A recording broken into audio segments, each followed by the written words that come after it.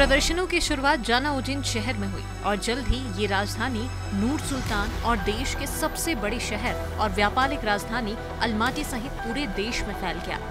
Kazakhstan में LPG car के ईंधन के तौर पर इस्तेमाल की जाती है।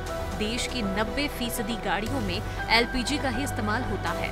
बीते दिनों इसकी कीमतों में 100% इजाफा हुआ और कीमत 1 लीटर 50 से 60 टेंज यानी कि 10 रुपए से बढ़कर 120 टेंज 20 रुपए से अधिक हो गई। एलपीजी की कीमत बढ़ने से महंगाई भी बेतहाशा बढ़ी, जिसे रोकने के लिए सरकार ने कोई बड़ा कदम नहीं उठाया।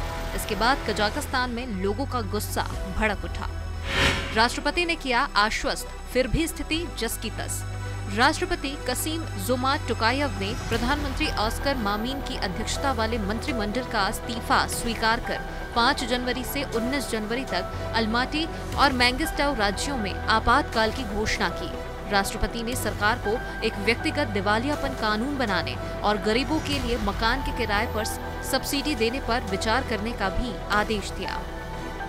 कजाकिस्तान में तेल और गैस का भंडार, फिर कीमतें क्यों बढ़ी? कजाकिस्तान में तेल और गैस का अंकुर भंडार है। यह तेल उत्पादक देशों के समूह ओपीईसी का एक अहम सदस्य भी है। Phased transition to electronic trading for the LPG सरकार की नई नीति थी, जिसे जनवरी 2019 में लागू किया गया था। 2022 के पहले दिन ही इस नीति को समाप्त कर दिया गया, लेकिन तब तक कीमतें बहुत बढ़ चुकी थीं और सरकार पर लोगों का गुस्सा फूट पड़ा। इस नीति के तहत घरेलू इस्तेमाल की एलपीजी पर सब्सिडी को खत्म कर दिया गया और कीमतों का नियंत्रण सरकार की बजाय बाजार के हाथों में आ गया। जहां एलपीजी की मांग ज्यादा थी, वहां इसकी कीमतें बढ़ा दी गईं। सरकार इलेक्ट्रॉनिक ट्रेडिंग की जो नीति लेकर आई थी, उसका उद्देश्य एलपीजी की कालाबाजारी को भी खत्म करना था। जिन देशों में एलपीजी की कीमतें अधिक है, कजाकिस्तान से उनको एलपीजी की कालाबाजारी की जाती है। लेकिन इस नीति से भी तेल की बढ़ती कीमतों पर किसी तरह की रोक नहीं लग पाई। हालांकि लोग इस वजह से ज्यादा परेशान हैं कि ईंधन की बढ़ती कीमतों का असर हर बुनियादी जरूरत पर पड़ेगा और बाकी चीजें भी महंगी हो जाएंगी। ऊर्जा मंत्री ने गैस स्टेशनों को ठहराया दोषी। सरकार के ऊर्जा मंत्री मखजूम मिर्जागालियेव ने पहले तो अपनी नई नीति का बचाव किया था, लेकिन बाद में प्रदर्शनों को देखते हुए उनके सुर भी बदल गए।